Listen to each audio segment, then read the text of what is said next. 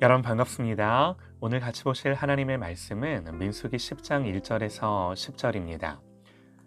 여호와께서 모세에게 말씀하여 이르시되 은나팔 둘을 만들되 두들겨 만들어서 그것으로 회중을 소집하여 진영을 출발하게 할 것이라.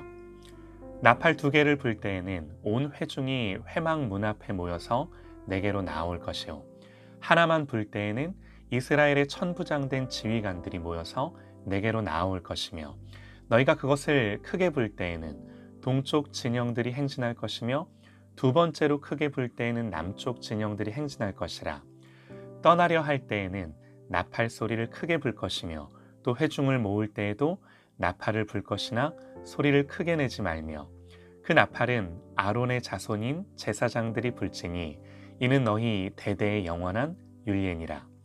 또 너희 땅에서 너희가 자기를 압박하는 대적들을 치러 나갈 때에는 나팔을 크게 불지니 그리하면 너희 하나님 여호와가 너희를 기억하고 너희를 너희의 대적에게서 구원하시리라. 또 너희의 희락의 날과 너희가 정한 절기와 초하루에는 번제물을 드리고 화목제를 드리며 나팔을 불라. 그로 말미암아 너희의 하나님이 너희를 기억하시리라. 나는 너희의 하나님 여호와니라. 아멘. 하나님이 들으시는 나팔 소리라는 제목으로 하나님의 말씀 듣겠습니다. 오늘 본문은 이스라엘 백성이 가나안을 향해 진군을 하기에 앞서서 이들을 일사불란하게 지휘할 수 있도록 하나님이 은나팔 두 개를 만들어서 백성을 지휘하라는 그 내용을 기록하고 있습니다. 소리를 달리하여 명령을 전달하는 거죠. 먼저 회막으로 모이라고 백성을 부를 때에는요, 두 나팔을 한꺼번에 길게 붑니다. 그러나 한 나팔만 길게 불면 천부장과 같은 지휘관들만 회막 앞 모세에게로 모이게 됩니다. 또 짧게 끊어 불면 동쪽에 진을 친 지파들이 행진을 시작하고요. 그 다음에도 같은 형식으로 불면 남쪽에 진을 친 부대가, 그 다음에 서쪽, 마지막으로는 북쪽 부대가 그 뒤를 따르게 됩니다. 대략 이런 형식이죠.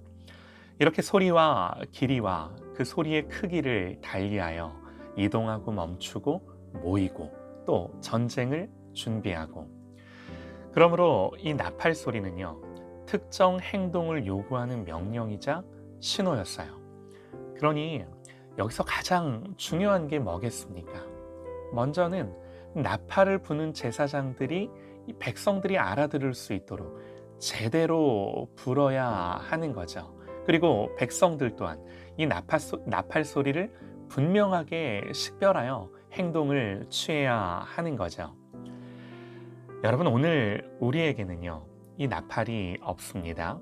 더 이상 나팔로 신호하고 명령하지 않습니다. 그러나 나팔 소리보다도 더 분명한 말씀이 있죠. 사도 바울은 고린도전서에서요, 만일 나팔이 분명한 소리를 내지 못하면 누가 전쟁을 준비하겠냐고. 물론 이 말씀은 방언의 은사를 설명하기 위해 언급한 거지만 같은 원리를 가지고요, 좀 더 적극적이고 넓은 의미로 적용해 볼 수 있는데요. 한마디로 교회를 향해 정확하고 분명한 메시지로 말씀을 전달해야 한다는 거죠. 하나님의 말씀이 모호하면 하나님 백성은요, 제대로 움직일 수 없는 것입니다. 그러므로 여러분, 이 말씀은 저 같은 목사로 부름받은 사람에게 먼저 적용되는 말씀인 것을 인정합니다. 나팔 소리는 분명해야 합니다. 제사장들은 하나님이 가르쳐 주신 대로 나팔을 불어야 할 책임이 있는 거예요. 나팔 소리가 분명해야 한다는 건요, 1차적으로는 교회 강단에서 선포되는 메시지가 얼마나 정확해야 하는지를 보여주는 거예요. 저는 오늘 이 말씀 앞에 제가 목사로서 이것을 핑계할 수 없다고 생각합니다. 당연한 거죠. 오늘날 목회자에게 이보다 더 중요한 사명은 없다고 생각합니다. 목회자의 가장 중요한 사명, 1차적인 사명은 먼저 목회자는요, 말씀 앞에 부름받았고 그래서 무엇보다 그 말씀을 정확하고 분명하게 선포해야 하는 거죠. 그러나 여러분, 이 말씀이 목사에게만 적용되는 말씀이겠습니까? 저도 그렇고요. 여러분도 그렇고요. 우리 모두는 영적인 제사장으로 하나님 앞에 부름받았음을 부인할 수 없습니다. 이 나팔은 제사장들에게 맡겨졌는데요. 오늘날 목사가 제사장 아니죠? 각 가정에서, 또 일터에서, 그리고 우리가 소속된 공동체에서, 그리고 여러분, 무엇보다 이 세상을 향해 저와 여러분은 영적인 제사장으로 부름받았어요. 왕 같은 제사장으로 부름받았어요. 이스라엘 나라 전체가 제사장 나라 되게 하기 위해 하나님 애굽에서 그들을 부르신 것처럼 예수 믿는 우리는 세상을 향해 영적인 제사장으로 부름받은 줄을 믿으시기 바랍니다. 아멘입니다. 그렇다면 이 나팔은요, 우리 모두에게 주신 거예요. 우리 모두에게 들려져 있는 거예요. 가정에서는 부모님들에게, 또 교회에서는 우리 각자의 직분과 역할에 맞게, 또 일터에서도, 그리고 세상을 향해 우리의 존재 자체가 나팔인 줄을 믿으시기 바랍니다. 나의 삶을 통해, 우리의 가정을 통해 우리가 좋든 싫든 내가 인정을 하든 안 하든 소리가 나는 나팔인 거예요. 그러니까 제대로 알아듣는 건 저들의 몫일지 모르지만 분명한 소리를 내야 하는 건 저와 여러분의 몫이죠. 우리의 사명인 줄 믿습니다. 불어야 할 때 제대로 불어야 하는 건 우리에게 주신 사명이에요. 그리고 여러분, 우리가 이 소리를 내고자 할 때 정말 중요한 게 뭔가? 이 나팔 소리는 백성들만을 향해 내는 소리가 아니었습니다. 그게 오늘 말씀이에요. 9절에서요, 이렇게 기록을 합니다. 또 너희 땅에서 너희가 자기를 압박하는 대적을 치러 나갈 때에는 나팔을 크게 불지니 그리하면 너희 하나님 여호와가 너희를 기억하고 너희를 너희의 대적에게서 구원하시리라. 여러분, 이 나팔 소리를 누가 들으시나요? 하나님이 들으신대요. 하나님이 들으시고 하나님이 그 소리를 듣고 이스라엘을 기억하시겠답니다.